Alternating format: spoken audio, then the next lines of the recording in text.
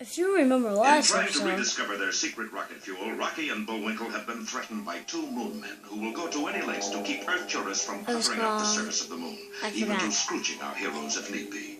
And if that weren't bad enough, when the boys were on their way home, the 2 spies, Boris and Natasha, received their latest instructions. Don't tell me, let me guess. I'll bet it says, kill moose, right? Right.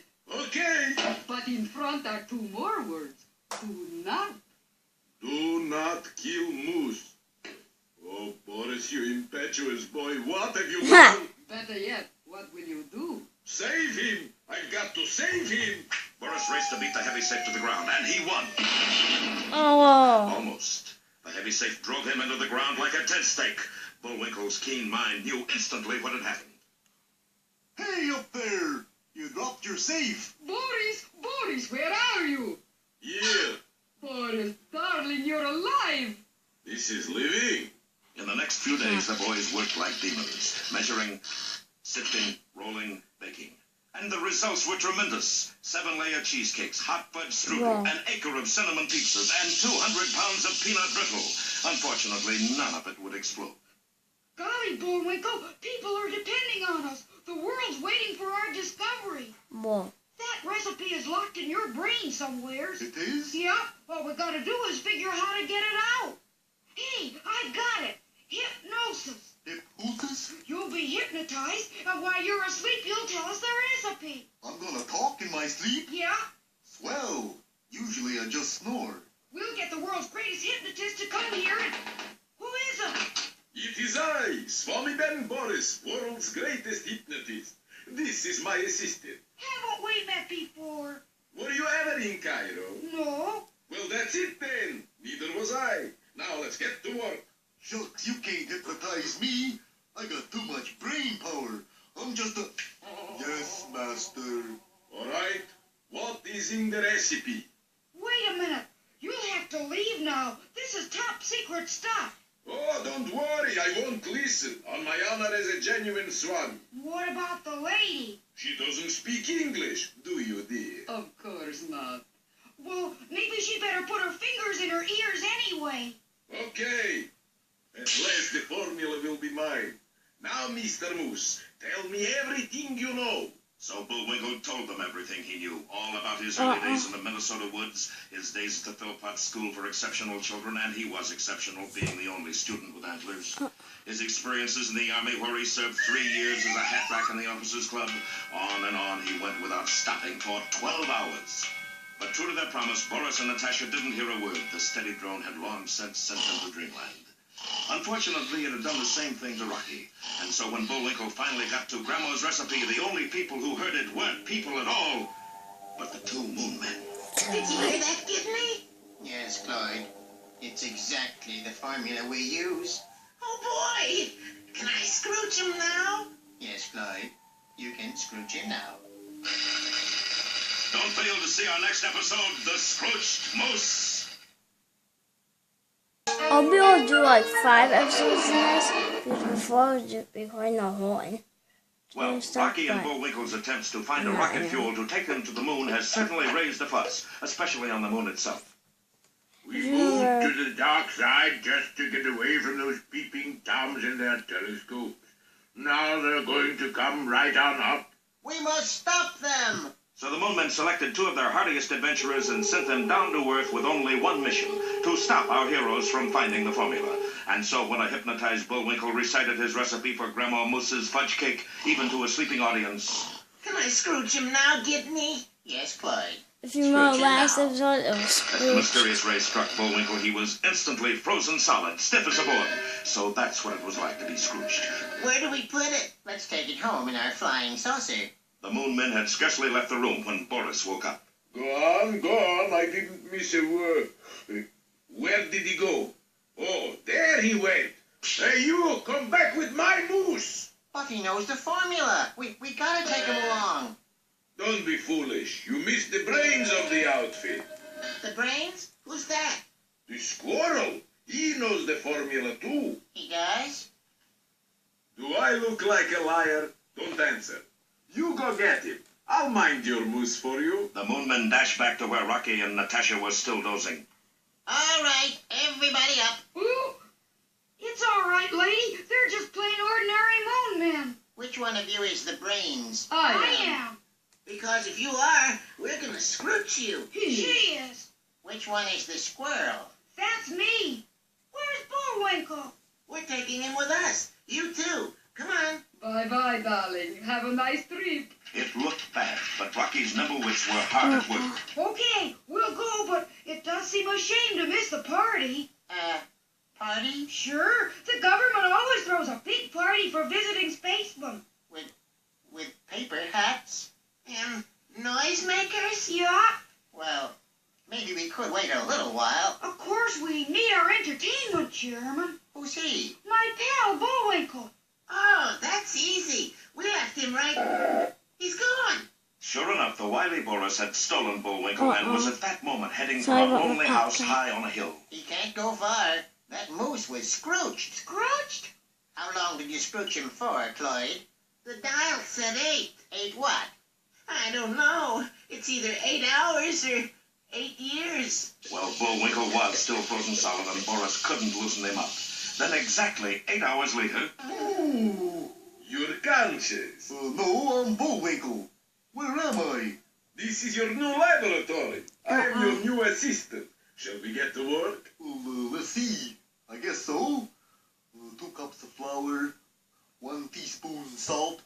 Are you taking all this down? Yes, yes. Hey, could you speak a little louder? I'm rather hard of hearing. Oh, certainly. Testing. 1, 2, 3. Little did Bullwinkle know that Boris's hearing aid was in reality a powerful shortwave transmitter, and that every word he uttered was instantly heard in another country far away by a band of sinister spies.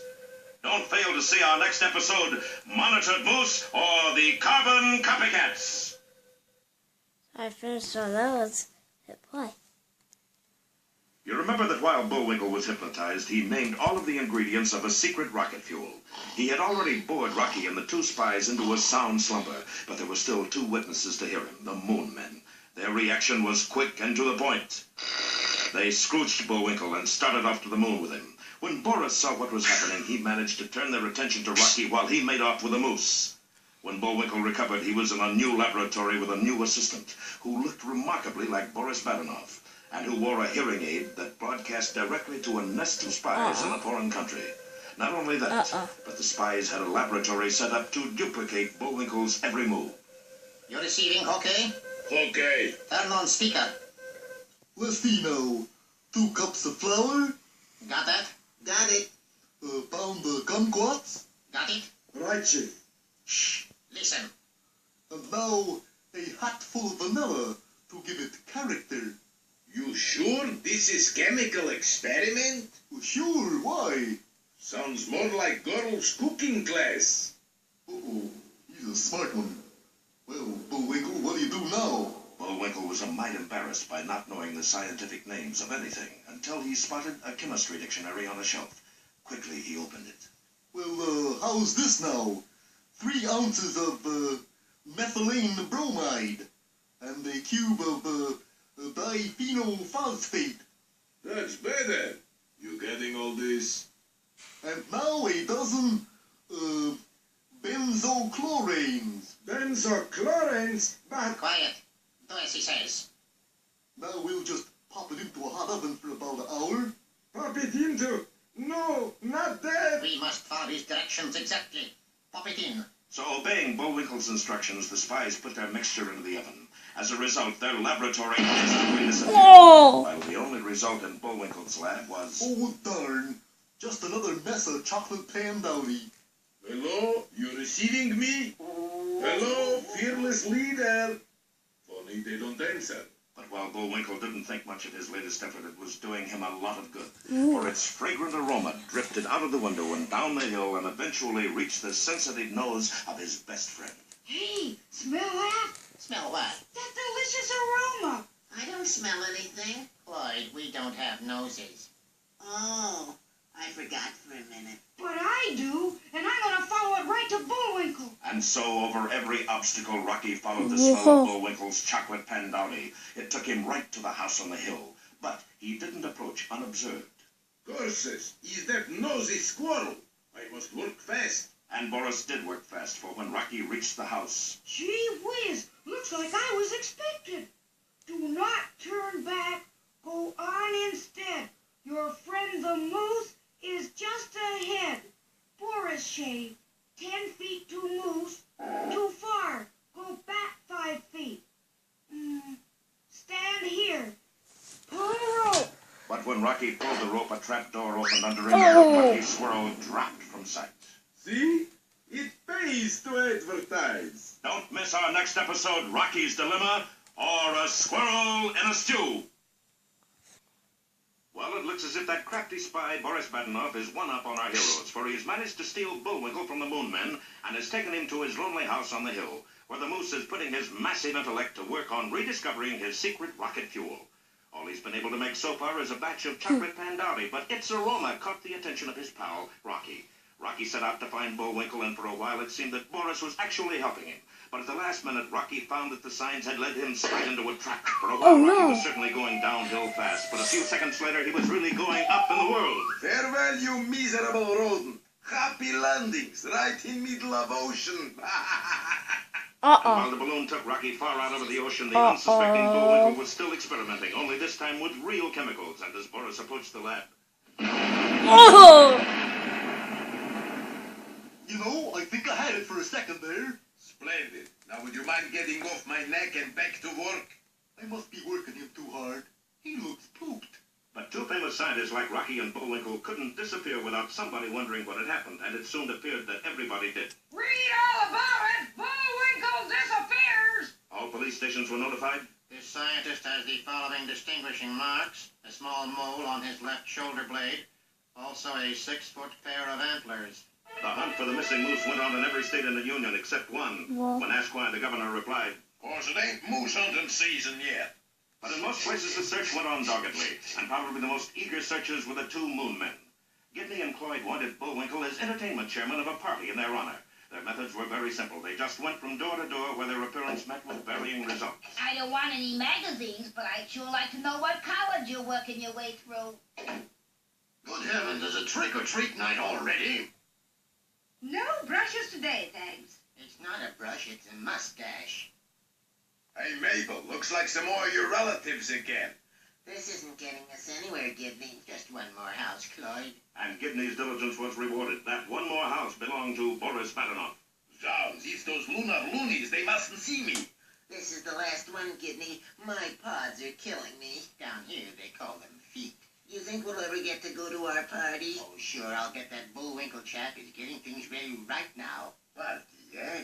Natasha, come here quickly. And a few moments later, Boris flung his door wide open. Surprise, surprise. Come in, come in. We thought you'd never get here. Welcome to Earth, darlings, and very happy return. Cloyd, it's a surprise party. Surprised me, all right. Here are the paper hats. And the noisemakers. Delightful. Nothing like noisemakers to pep up a party. But those noisemakers were more deadly than delightful. Guns! Bullwinkle's lab was in the room just overhead. Must be fixing the street. Again. Doggone, they don't make test tubes like they used to. Now you just make yourselves at home while I make the punch. It's my own recipe. Is it good? Good. He's knockout. And while Boris prepared a lethal potion for the Moon Men, the balloon carrying Rocky was in a terrible storm out over the Atlantic. Suddenly there was a searing bolt of lightning, an explosion, and the shattered balloon basket plummeted toward the angry ocean 10,000 feet below. Don't miss our next exciting episode, The Submarine Squirrel, or 20,000 Leagues Beneath the Sea. Thanks for